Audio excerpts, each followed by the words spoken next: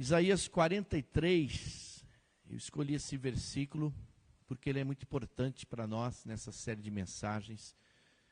E o texto diz assim, capítulo 43, verso 13. Desde os dias mais antigos, eu o sou, diz o Senhor. Não há quem possa livrar alguém de minha mão. Agindo eu, quem pode desfazer?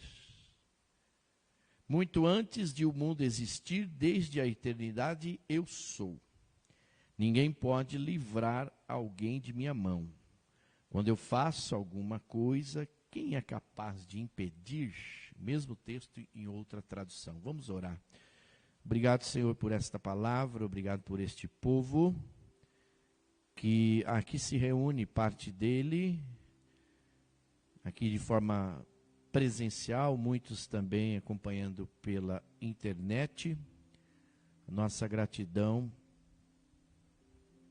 pela fidelidade do seu povo. Eis aqui o teu povo, eis aqui a tua casa, a tua igreja, eis aqui o teu servo, eis aqui a tua palavra, fala com a gente.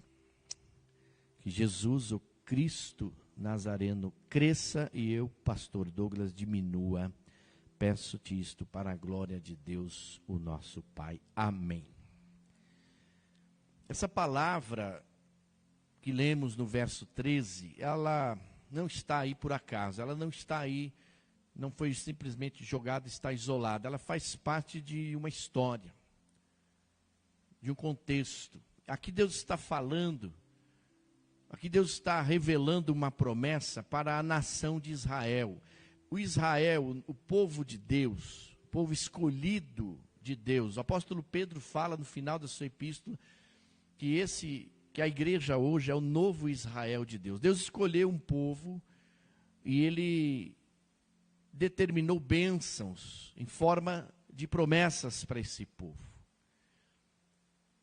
E aqui Deus está falando, revelando uma das promessas, das infinitas promessas para esse povo que ele mesmo, Deus, escolheu, a nação de Israel, que nesse momento que o texto se refere, ela estava cativa, o exílio babilônico, por conta da infidelidade a Deus.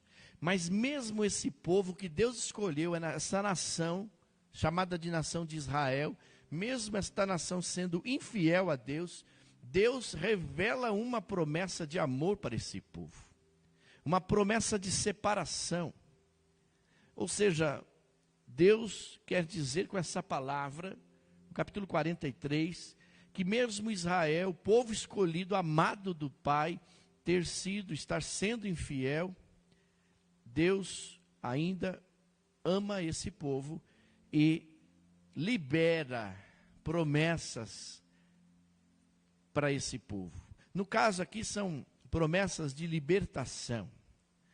Libertação do cativeiro, do aprisionamento, da escravidão. Deus está falando aqui, se você tiver a oportunidade de ler, quiser, você vai perceber que Deus vai dizendo aqui que vai destruir a Babilônia. E vai libertar o seu povo, por conta do grande amor que Deus nutre por esse povo que ele mesmo escolheu. Deus vai falando aqui neste capítulo que vai trazer o seu povo de volta à Palestina, à terra que Deus determinou. Então esse texto vai falar que Deus tem, apesar da infidelidade desse povo escolhido por Deus, nesse capítulo vai falar que Deus tem algo novo para esse povo, presta atenção, que quando comparado à maioria das maravilhas da história de Israel, faria com que parecesse insignificantes. Então, se eu olho para essa palavra, eu vejo que a revelação do amor de Deus em forma de promessa, no caso, promessa de libertação de um cativeiro, de uma escravidão. Deus dizendo que eles vão fazer o caminho de volta, mas agora libertos, restaurados, Mas que isso que Deus vai fazer, no caso já fez, mas no texto diz vai fazer, é algo insignificante diante de tantas maravilhas de Deus reveladas na história do povo. Eu fico, no mínimo, impressionado com esse Deus. Porque se ele fizesse só isso aqui, para mim já se bastava. Se Deus fizesse somente este ato na história do povo de Israel, no meu caso eu já estaria satisfeito. Mas o que eu quero dizer é que Deus, apesar de tudo que Ele já fez na tua vida, Ele tem a revelação de algo novo chamado promessa de bênção em amor revelado na tua história. A impressão que dá é que quando a gente recebe algo novo de Deus, a gente fica satisfeito. E diz assim, tá bom, Senhor. Mas anote aí, onde você coloca um ponto final, Deus coloca uma vírgula. Ponto e vírgula significa continuidade. A sua história ainda não acabou. Deus tem algo novo para você, independente se você crê ou não, se você aceita ou não, independente se você acha que já está bom ou não. E eu quero dizer que essas promessas, você está apto a acessar estas promessas. E não é por merecimento, porque o caráter de Deus não é meritório, é amor, é por amor. Então, quando eu olho para esta palavra, eu vejo assim, que Deus quer agir. Deus agiu, mas Deus quer agir e Deus vai continuar agindo. E a pergunta que fica hoje é, agindo Deus, quem poderá impedi-lo? Fazendo Deus, quem poderá desfazer? Aliás, há uma música que tem por tema Sabor de Mel, que diz na sua letra, nos 2 primeiros parágrafos ali, refrões, estrofes, o agir de Deus é lindo na vida de quem é fiel. Eu nunca vi um escolhido sem respostas, porque em tudo Deus lhe mostra uma solução. O agir de Deus é lindo na vida de quem é fiel. Eu nunca vi um justo mendigar o pão. Eu nunca vi um escolhido sem respostas. Você está entendendo o que Deus está falando para você? Então você vê que na letra de uma canção que cantamos há pouco, que revela nada mais, nada menos o que está escrito em Gênesis 1:1, que desde o início da criação, o Senhor nosso Deus, Ele tem agido soberanamente, sem nada impedi-lo. Apesar de o pecado ter entrado no mundo, ter tentado desvirtuar a história da criação de Deus, isso não impediu e jamais impedirá o agir de Deus na nossa vida e a continuidade da nossa história. Porque se Deus está no controle da nossa vida, Ele é o nosso Senhor, nós vamos poder não somente decorar e recitar o Salmo 23:1, mas vivenciá-lo. Certos de que o Senhor Deus é o nosso pastor, é aquele que nos guia, que nos comanda, nos governa, nos orienta, nos chama a atenção, nos corrige em amor, de certo que se Ele é realmente o Senhor Deus, o nosso pastor, de nada temos falta. Ele vai agir e jamais ninguém vai impedir. Aí nós vimos o Espírito Santo movendo sobre as águas. Ele criou todo o universo e as leis da natureza. Ele moldou o homem, o ser humano, de forma especial, colocando como coroa da sua criação, o ser humano como que fosse ali a obra-prima da criação de Deus. Quando a gente fala que o agir de Deus é lindo, que Deus tem promessas de um novo agir na nossa vida, nós vamos entender que equivale a dizer que Deus quer praticar ou efetuar alguma obra na qualidade de agente, ou seja, é Ele que quer fazer. Porque quando o texto diz, eu o sou, desde os dias mais antigos, ou desde a eternidade, equivale a dizer, desde o início, eu já era e eu continuo sendo, porque eu o sou. E eu vou continuar fazendo, apesar de você. eu o sou, porque eu quero agir na sua vida, eu quero praticar na tua existência. O agir de Deus significa que Ele quer realizar, Ele quer operar poderosamente, atuar vigorosamente, espiritualmente na nossa vida. Primeira máxima de hoje, anote aí: Deus falou e tudo apareceu. E repita comigo: Deus falou, está fraco, vamos ser mais forte. Deus falou e tudo apareceu. Gênesis 1, 3, Renato e Cris Delmont, Salmo 33, 9. Disse Deus: haja luz, e houve luz. Salmo 33, 9. Ou seja, Deus falou e tudo apareceu, tudo aconteceu. Pois Ele falou e tudo se fez, Ele ordenou e tudo surgiu. Deus continua falando?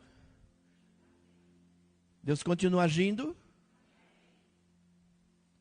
Ele age sobre a natureza. Criou, Gênesis 1, de 1 a 4, Ele criou a luz, separou das trevas. Deus mandou aparecer a luz no momento em que havia trevas sobre toda a existência, ou sobre a extensão, aliás, do abismo. E a terra, que era sem forma e até então vazia, Deus viu que haveria uma oportunidade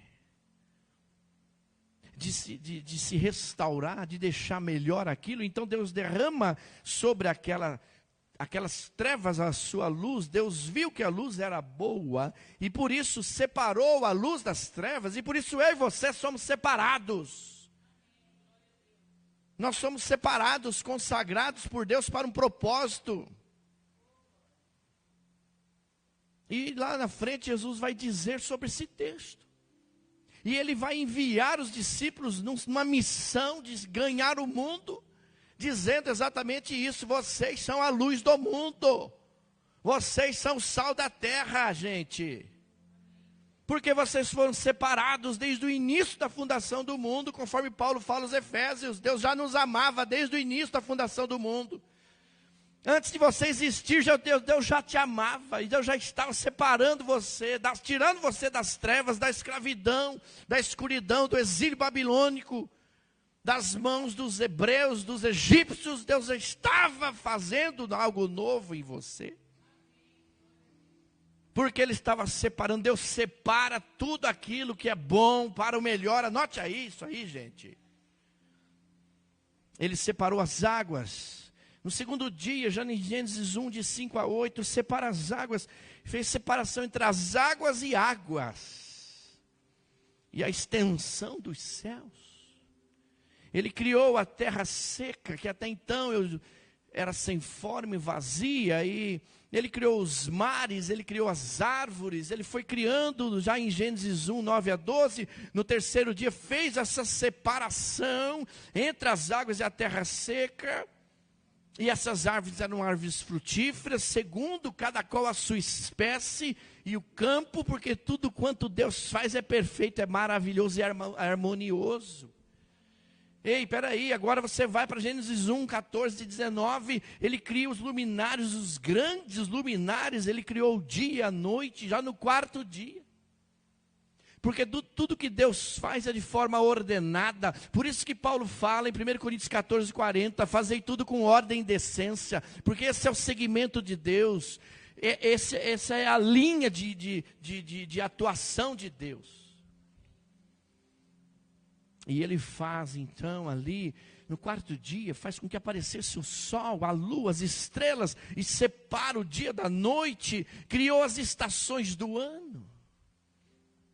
A gente avança um pouco mais em Gênesis, no capítulo 1, verso 20 e 22, nós vamos a perceber agora que Deus vai agindo sobre as almas viventes, criando ali os animais marinhos, os répteis e até as aves. Tudo isso Deus fez no quinto dia, após o aparecimento da luz. Nada é por acaso, a luz não foi colocada no início, por acaso, ela tem uma razão de existir. porque isso iria beneficiar o restante da criação de Deus. A obra não estava terminada.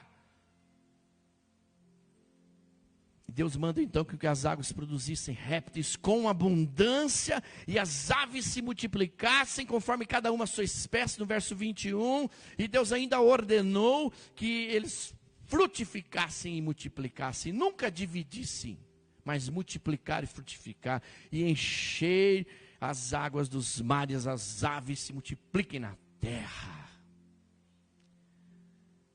Aí lá no verso 27 e 28. O ápice da história humana, a criação dos homens e dos animais e do homem. No sexto dia, o homem foi criado à imagem e à semelhança de Deus. Deus foi agindo e foi criando, você está entendendo? E colocando o ser humano como a coroa da criação. Em 6 dias Deus criou todo o universo e pôs para cuidar do universo. Pôs o ser humano, a sua imagem, a sua semelhança. Deus foi agindo assim, desde o início, como cantamos há pouco nesta linda canção, porque Deus falou e tudo apareceu. Deus continua falando, meus irmãos e minhas irmãs. Por isso que João recebe aquela revelação e registra no livro bíblico chamado de Apocalipse, ou também conhecido como o livro das revelações, que vai dizer tudo o que o Espírito Santo vai falando. Quem tem ouvidos, ouça o que o Espírito Santo está dizendo às igrejas.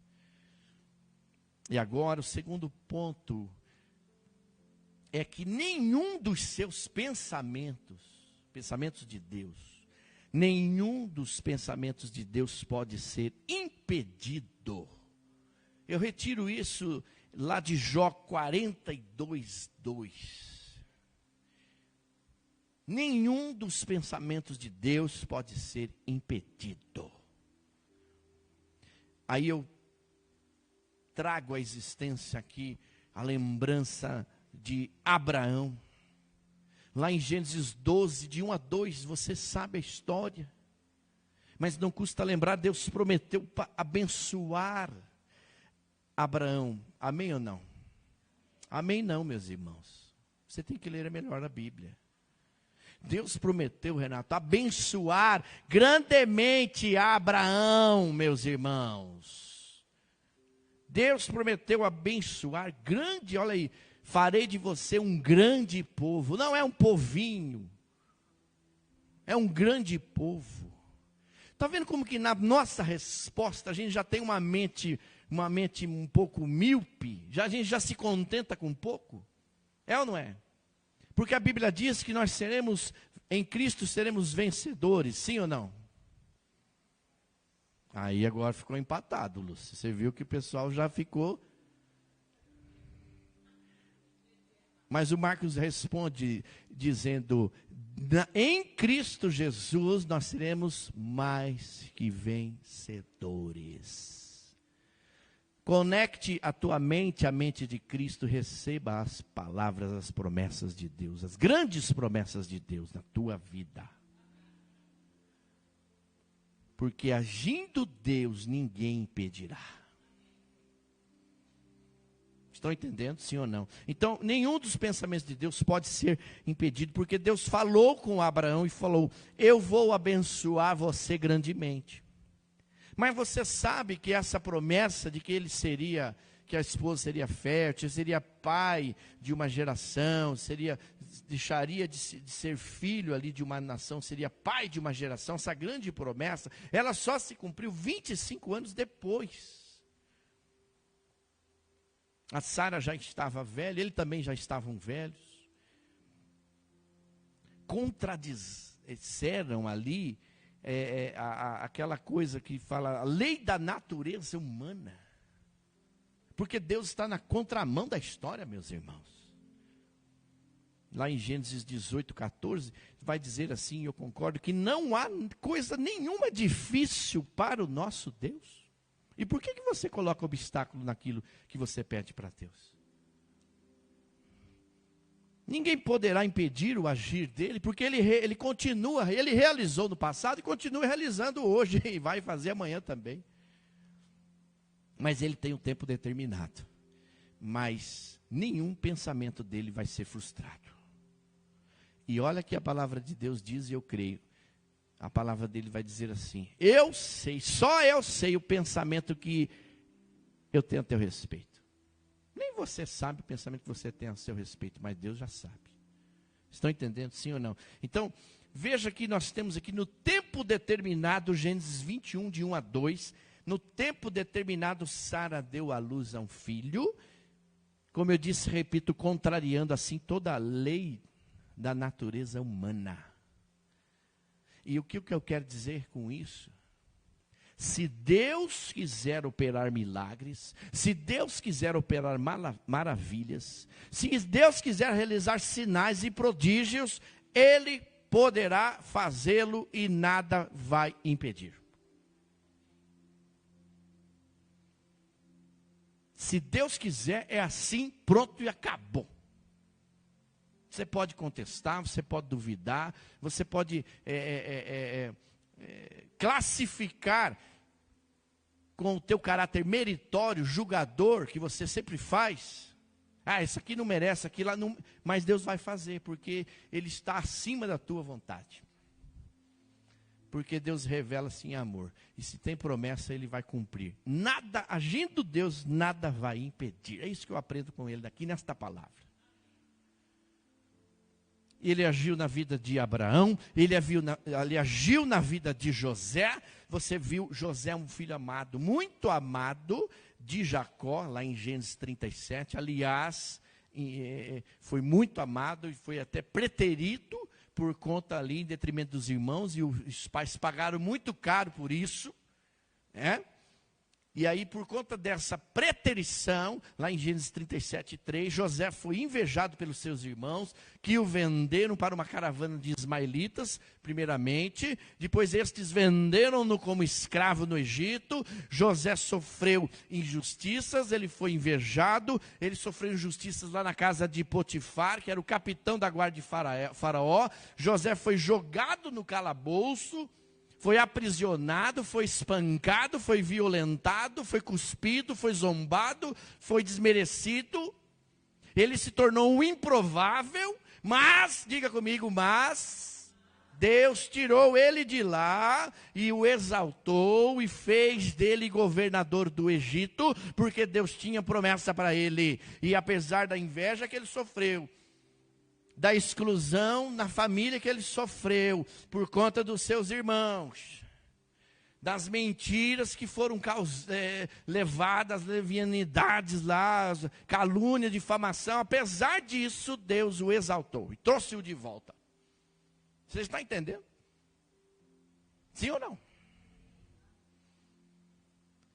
Se Deus fez isso com ele, pode fazer isso com você também, ué? Quem crê, recebe. Se você passa por isso, você pode se tornar um José na tua casa, na sua família. Aliás, o José ele é conhecido como uma espécie de Jesus no Antigo Testamento, porque a história de José assemelha-se muito à história de Jesus, o Cristo. Então, o que eu aprendo aqui com Abraão, eu aprendo com José, eu aprendo que se Deus quiser abençoar o seu povo, ninguém poderá impedir.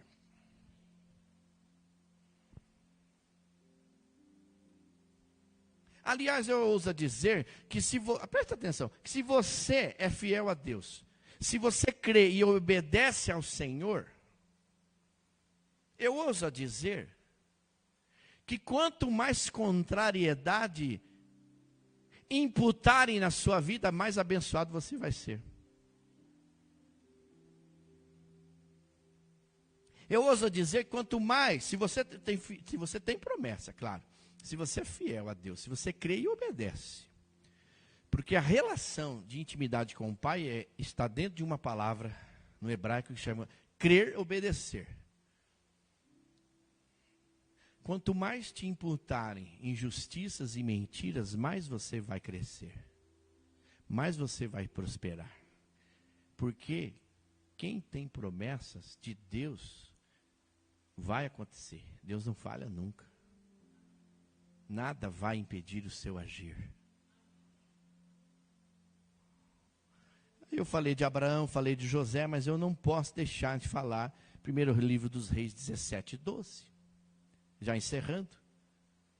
Deus agiu na vida de uma viúva em Sarepta.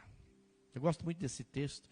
Esta mulher apanhava lenha para estar ali preparando o seu último bolo, para ela e o seu filho comerem, e ela mesmo diz, numa situação de miserabilidade, de fome, nós vamos comer esse último pedaço de bolo, depois nós vamos morrer. Era o último alimento que eles tinham, João, para fazer, o último recurso, a última provisão deles, você entende? E eu não tenho dúvidas, Letícia, que a mãe ia fazer, ia dar primeiro esse pedaço de bolo para o filho, e depois, se sobrasse, ela então comeria talvez até as migalhas. Porque é assim que as mães fazem. Primeiro seus filhos, depois eles próprios. Mas o fato é que esta mulher, preste atenção, esta mulher, ela tem promessa de Deus. Ela tem promessa do agir de Deus. Você está entendendo, Flaviana? Ela tem promessa. E aí o que acontece? O profeta Elias chegou nessa história. Anote aí, aonde chega o profeta, a revelação da promessa aparece. Aí o profeta chega na história, na vida desta mulher viúva, porque ela não tinha condições de poder trabalhar, porque só os homens trabalhavam na época, para o sustento da sua casa. Vai se passando os dias, as dívidas vão aumentando, a comida vai acabando, e ela vai e olha com aquele olhar pessimista, mais realista, e fala: só temos aí esse pouco de farinha, o azeite na botija não tem mais, nós vamos comer e vamos morrer. E aí o profeta chega e diz assim, fala assim: separa isso daí e me serve primeiro. Prepara então esse bolo. Mas não é, gente, vocês têm que tirar a mente da comida nesta hora. Ele não está preocupado aqui em comer o bolo. Ele está empenhado em revelar a promessa de Deus para essa família. Ele está preocupado em entregar a promessa, não comer o bolo. E ele faz então essa comparação. Entrega a promessa para ela e diz assim: olha, a farinha da panela, preste atenção, você que acha que está acabando. A farinha da panela e o azeite na botija não mais acabará até que a chuva caia novamente sobre a terra.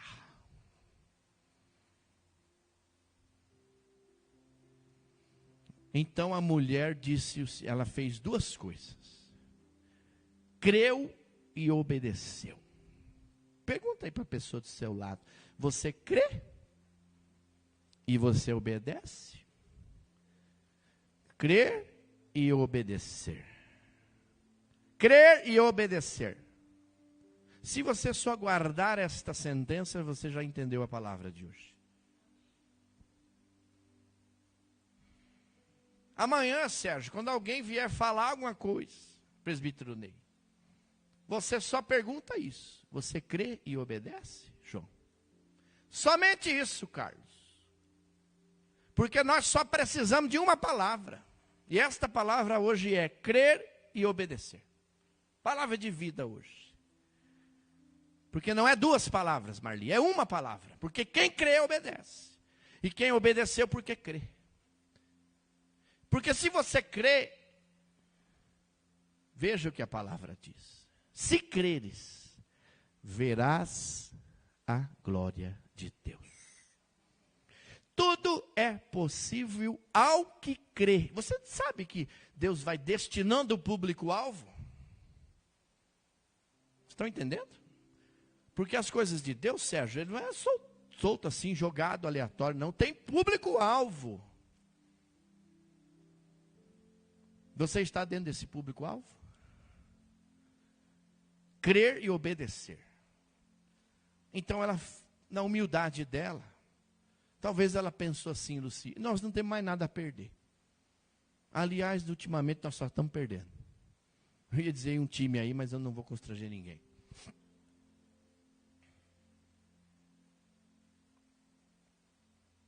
E nem a cor também, né? Mas enfim. Ela disse assim: eu não tenho nada a perder. Aliás, já perdi tudo. Eu já perdi o meu marido. Eu já perdi bens. Me resta crer e obedecer. E ela, um divisor de águas aqui, meus irmãos. O texto diz que ela creu e obedeceu. E por isso, o Senhor Deus cumpriu na vida dela as palavras do profeta. Estão entendendo? Não foi por conta do profeta. Consegue entender isso? Foi por conta da atitude, do agir dela em crer naquilo que o profeta de Deus falou. E aconteceu. E olha aqui que o texto diz. Que essa mulher foi abençoada. Amém ou não? Amém não, meus irmãos. Leia o texto. A mulher foi abençoada com abundância. Ei, tira aí os teus olhos do chão e olha para o céu.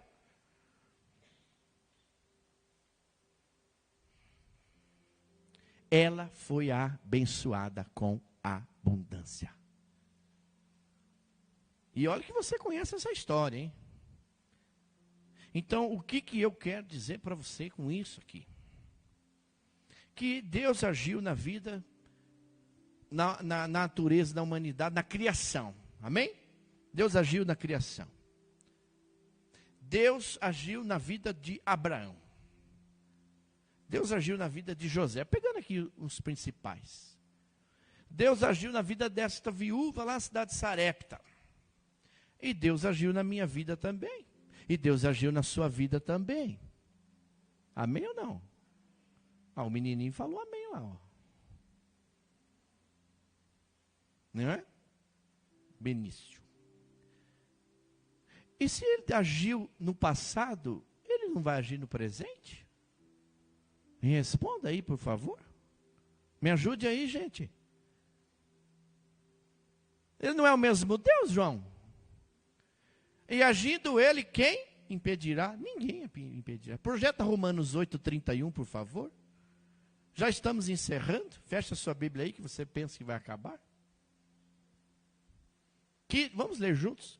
Que diremos, pois, diante dessas coisas? Se Deus é por nós, quem será contra nós?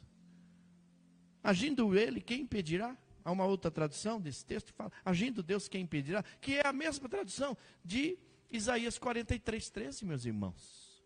É o mesmo Deus. Trocou-se os testamentos, mas o Deus continua o mesmo. É o Antigo Testamento? Não. É o Primeiro Testamento. É o Novo Testamento? Não. É o Segundo Testamento. E Deus está falando até hoje a mesma palavra. E a única resposta que Ele pede de mim e de você é: creia, obedeça. Que tudo mais eu já estou fazendo. Na verdade, Deus já fez, tá? Você não recebeu ainda porque você não está preparado. Porque Deus não desperdiça a conversa. Deus não vai colocar na nossa mão aquilo que a gente não vai conseguir administrar. Porque não há incoerência no reino. Aí você acha que Deus está atrasado. Ou você acha que Deus esqueceu de você. Não é isso. É porque a gente precisa se preparar para receber a bênção. Porque a hora que eu e você estivermos preparados, Deus coloca na nossa mão aquilo que Ele já liberou. Libera no céu primeiro para acontecer na terra. Então primeiro ativou ou foi ativado no céu. E aí você recebe aqui na terra porque você ativa isso também.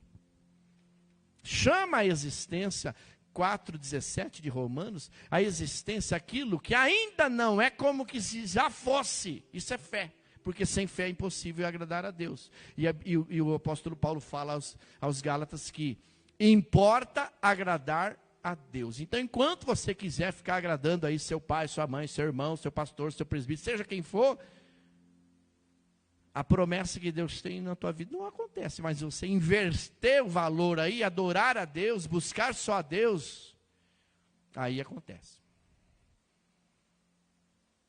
É só fazer uma inversão de prioridade. Mateus 6,33.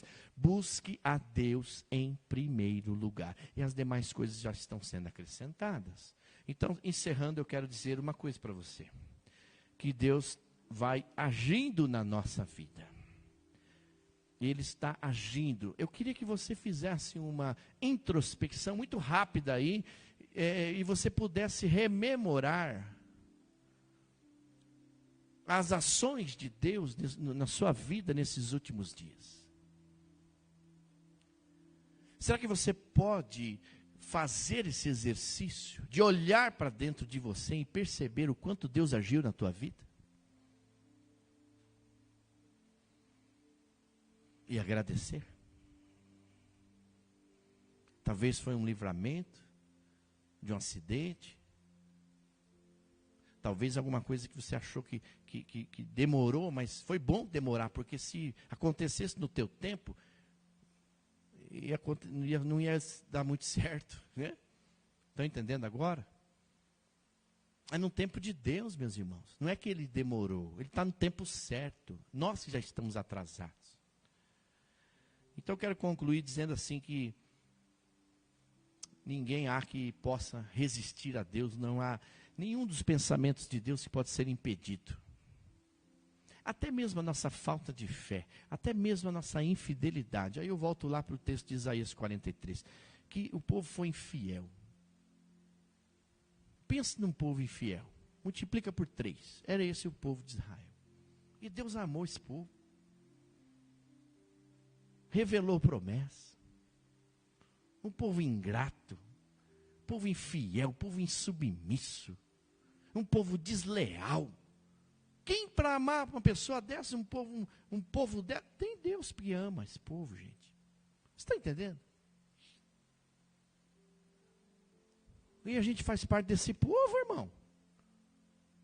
Aí eu fico pensando, poxa, se Deus ama a gente fazendo tanta coisa, deixando de fazer, imagine se a gente pudesse corresponder um pouquinho. Não que ele fosse amar mais a gente, não, mas a gente vai alegrar o coração, vai fazer o que o Salmo 37 fala. Agrada-te do Senhor teu Deus, Ele satisfará os desejos do teu coração. Mas entrega o teu caminho ao Senhor, confia nele e tudo mais, Ele fará, gente. O problema não é que a gente não sabe da palavra. A gente sabe a palavra.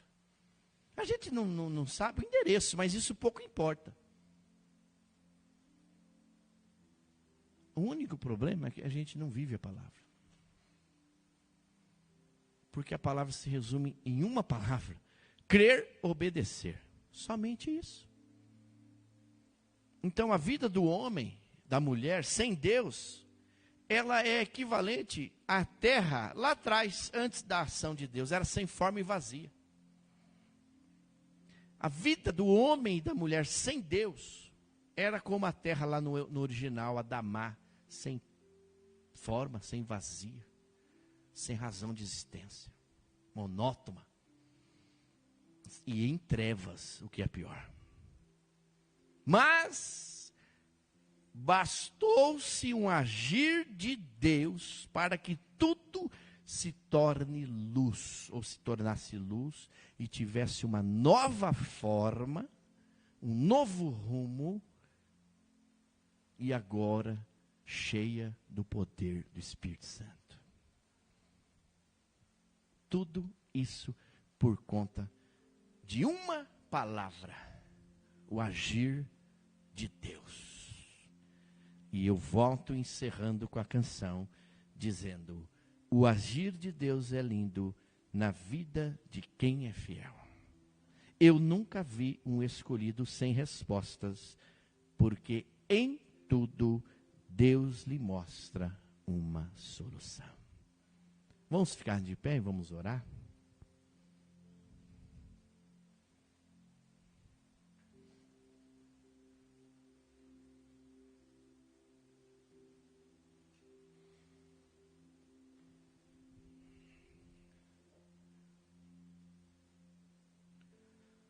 Glória a Jesus.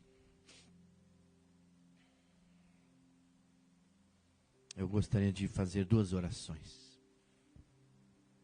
A primeira delas, para você que não está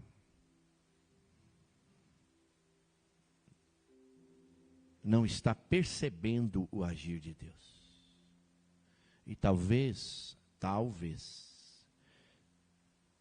seja por conta de mentiras que o diabo lançou no teu ouvido. E talvez você duvide de Deus, talvez você não se sinta amado pelo Pai, talvez. E eu gostaria de orar por você, para que isso fosse descortinado agora, para que isso ficasse aqui nesse chão, para que Deus botasse fogo nessas mentiras que Satanás lançou sobre a tua história. Para que você pudesse acessar o algo novo de Deus hoje. Pode ser? E a segunda oração é para você que já percebe o agir de Deus. E pode também dizer que é lindo. E tem gratidão por conta desse agir dele. Amém, meus irmãos? Porque aí a coisa fica tudo igualada. Vamos orar. Senhor, feche os seus olhos. Se você ouviu essa palavra, é ou não é? E aí você percebeu uma coisa, que tudo pode tornar luz. Mas você precisa parar de olhar para as trevas. Tudo pode ter uma nova forma, mas você precisa sair dessa forma de ver as coisas. Tudo pode tomar ou tornar um novo rumo, mas você precisa estar disposto a caminhar. E caminhar com fé, caminhar com Deus, é primeiro você põe o pé, e Deus põe o chão para você pisar. E você acessar um novo rumo, é você botar esse pé, e Deus botar o chão, a estrada para você caminhar, e quando você estiver diante de um abismo, de um penhasco, você se lança dele, e depois você constrói suas asas. Isso é fé, porque é na certeza de que você não vai cair. Deus vai te amparar seguro com as asas, e te esconderá no esconderijo do Altíssimo, a sombra do Onipotente repousará, descansará seguro. Porque Ele é pavês e escudo na tua vida. Mas põe o pé. Deixa que Ele coloque a calçada. Deus, eu quero orar primeiramente por esses irmãos que estão em casa. Esses que estão aqui. Talvez não estão observando, não estão vendo. Não estão percebendo o teu lindo agir na nossa vida, meu Deus. E eu quero orar por eles e com eles. E quero pedir agora que toda mentira, toda discórdia, toda calúnia, toda inveja, Senhor, tudo aquilo que lançaram sobre esses queridos, agora cai por terra em nome do Senhor Jesus. Descortina, destapa esses ouvidos, Senhor, aplana, Senhor, esse caminho, Senhor, que essa mente, ela seja conectada à mente de Cristo, que esse espírito humano, ele seja conectado ao Espírito Santo, Senhor. Traz esse alinhamento profético nesta hora, aqueles que querem, aqueles que creem e obedecem. Tira a cegueira espiritual, miopia espiritual. Tira-nos, Senhor, dessa coisa de ficar na mediocridade. Queremos sair daqui, Senhor, acessando as suas promessas. Promessas de vida, promessas de vitória, promessas de prosperidade, promessa de saúde, Senhor. Queremos sair daqui, Senhor, empoderados pelo poder do Teu Espírito. poder chegar amanhã, Senhor, diante das injustiças, diante das incredulidades, das invejas, da escravidão que tentam nos colocar ainda, Senhor, nos fazer voltar para o Egito. Queremos dizer, nós colocamos o pé, o Senhor constrói as calçadas para pisarmos os espaços, aplanando os nossos caminhos. Não queremos sair, não queremos dizer mais, temos dúvida, não, nós temos a certeza. Nós chamamos à existência aquilo que ainda não é, como se já fosse. E já profetizamos bênçãos sem medida sobre esse teu povo que está aqui hoje. Então abra esses olhos, em nome do Senhor. Ao abrir esses olhos, sintam-se o poder de Deus, agindo na vida desses que são fiéis. Em nome do Senhor. Que creem e obedecem, estão disponíveis a obedecer, dizendo, sim, Senhor, eis-me aqui, meu Pai. Faz a tua obra, que é linda na minha vida, porque o Senhor já está mostrando o que eu tenho que fazer, eu só preciso fazer. E obrigado, porque nada e ninguém pode impedir a operação do teu Espírito em nós. Nenhum dos seus pensamentos, Senhor, será frustrado ou impedido. Se o Senhor tem promessas de vida, e tem, nós acessamos por fé e obediência em amor e humildade, pedindo perdão da nossa rebeldia por conta dos tempos que passamos lá no Egito, por conta dos tempos que duvidamos do teu agir quando estávamos lá, Senhor, no cativeiro babilônico. Mas agora é um novo tempo, é um novo rumo, um novo agir da nossa história. E nos colocamos na condição de recebedores. E permitimos o Senhor que atue na qualidade de agente dessas bênçãos. Realiza, opera, atua, efetua em nós o teu querer e o teu realizar, Senhor. E como Jesus disse lá em Mateus para os discípulos, ensinando-os a orar, seja feito a tua vontade, como é feita lá no céu, seja feita aqui na terra. Em nome do Senhor Jesus, nós oramos por esse povo, com ele e por ele os abençoamos. Mas oramos também por esses que já sentem o teu agir, por esses que agradecem agora. Obrigado, Senhor, pelo teu agir, porque o teu agir é lindo na vida, na nossa vida. Obrigado porque a tua palavra tem se cumprido. Eu nunca vi um justo mendigar um pão. Nunca vi um escolhido sem respostas. Obrigado porque quando nós colocamos o nosso problema, o Senhor já vem com uma resposta na mão. Já vem mostrando a solução. A gratidão sendo revelada